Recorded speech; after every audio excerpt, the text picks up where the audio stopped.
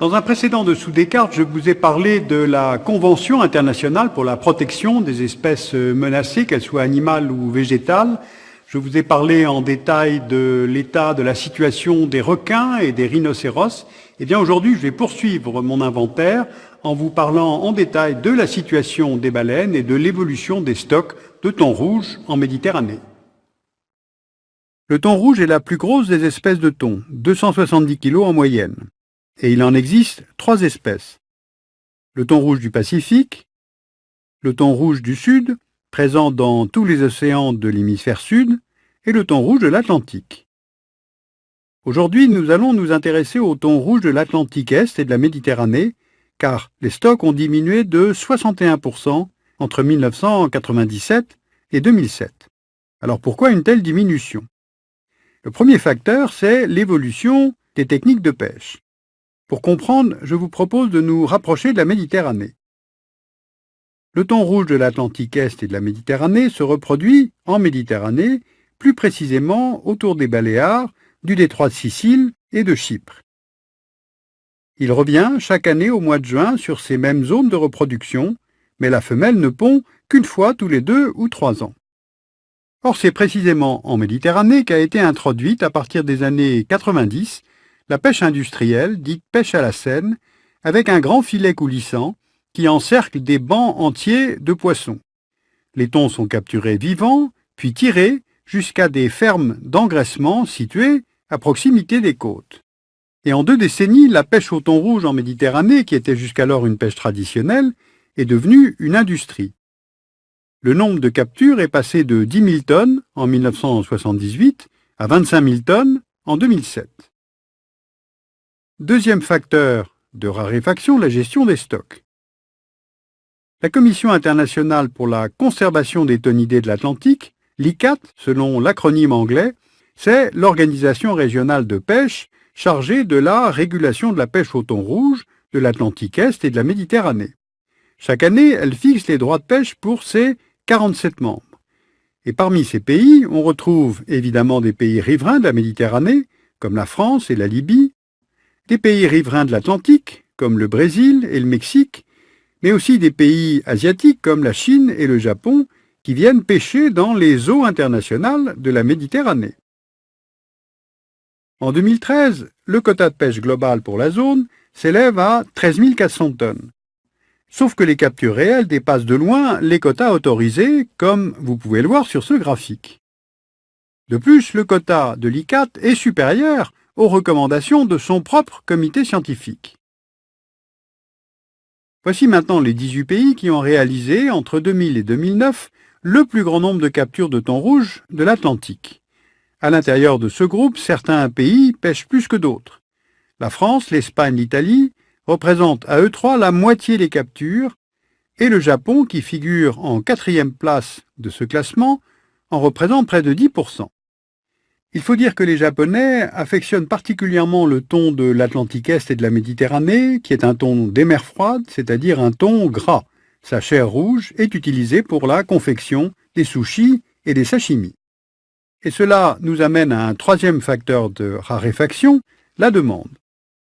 Environ 80% des pêches de thon rouge effectuées en Méditerranée partent pour le Japon.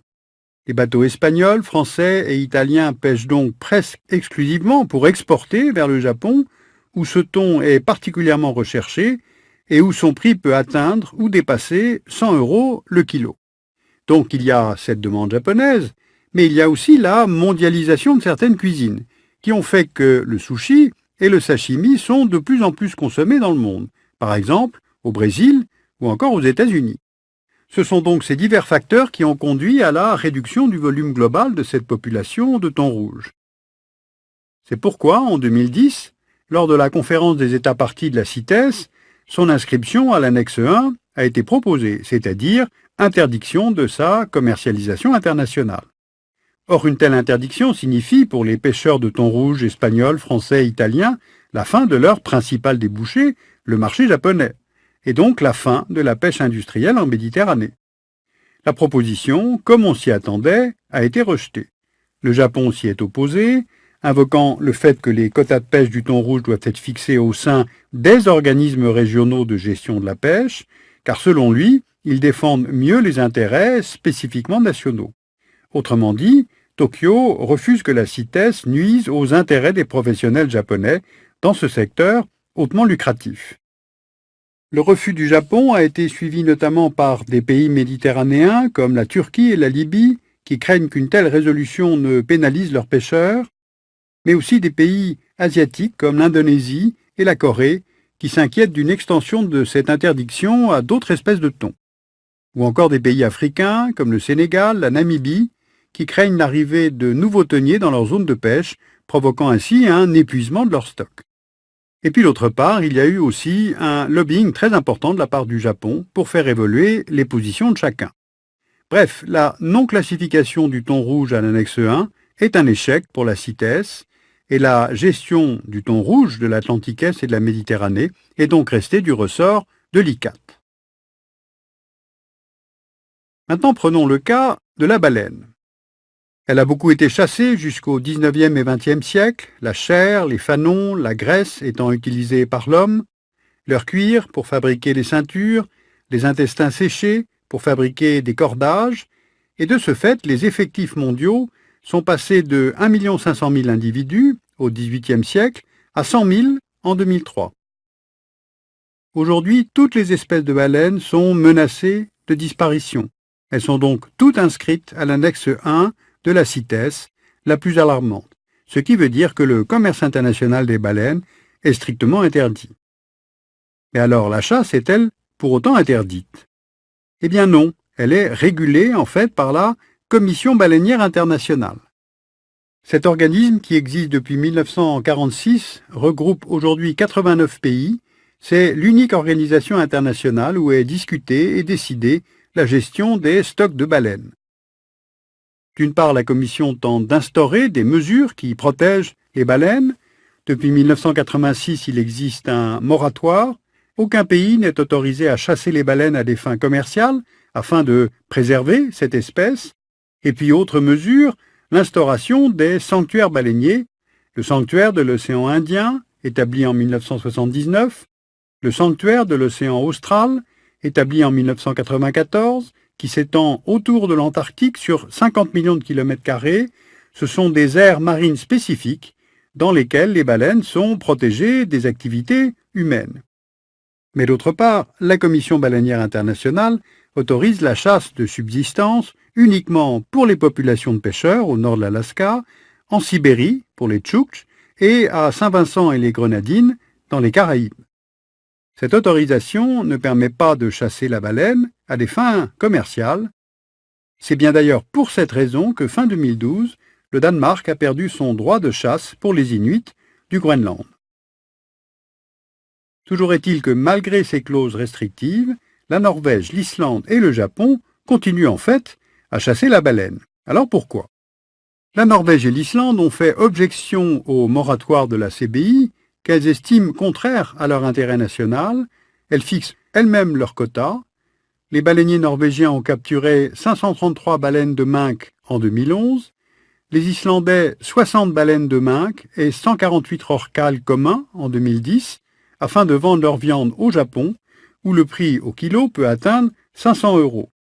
Quant au Japon, depuis 1987, il s'appuie sur une faille du moratoire qui autorise la chasse à des fins scientifiques, c'est-à-dire d'études biologiques. Sauf que la viande des baleines chassées, en fait, est commercialisée. Chaque année, le Japon conduit 2 campagnes de chasse. Au printemps, dans le Pacifique Nord, ce qui lui a permis en 2013 de prélever 134 baleines, et en hiver, les bateaux de pêche japonais viennent violer le sanctuaire de l'océan Austral. Durant la dernière campagne, en décembre 2012, 103 baleines ont été prises. C'est le plus bas niveau depuis 1987. Le gouvernement japonais attribue ces faibles résultats à l'action des ONG anti-pêche, Sea Shepherd en particulier. L'opinion publique japonaise soutient de moins en moins la chasse à la baleine et la consommation de la viande a chuté. Cette chasse n'est plus rentable, la vente de viande de baleine ne couvrant plus le coût des campagnes annuelles. Donc la CITES contribue aussi, peut-être, à faire évoluer les mentalités. Alors on l'a compris, cette convention internationale est un instrument juridique qui ne contraint pas suffisamment les États qui en sont membres. Si je résume, on a tout de même échec sur le thon rouge. Les critères de la CITES sont inadaptés aux ressources halieutiques. Aucun scientifique n'est vraiment capable d'estimer quelle est la biomasse vierge du thon rouge en Méditerranée. On a échec sur les baleines.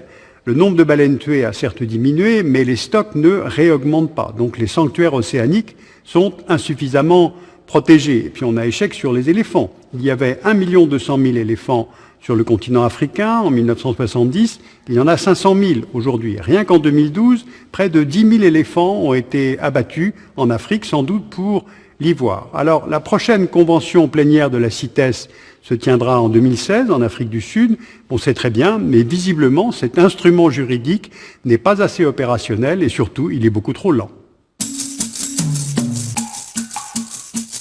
Sur cette problématique, vous pouvez lire la 6e extinction, évolution et catastrophe de Richard Leakey et Roger Lewin chez Flammarion. Et puis sur le site du dessous des cartes, vous pourrez retrouver beaucoup de références sur cette problématique en langue française et en langue allemande.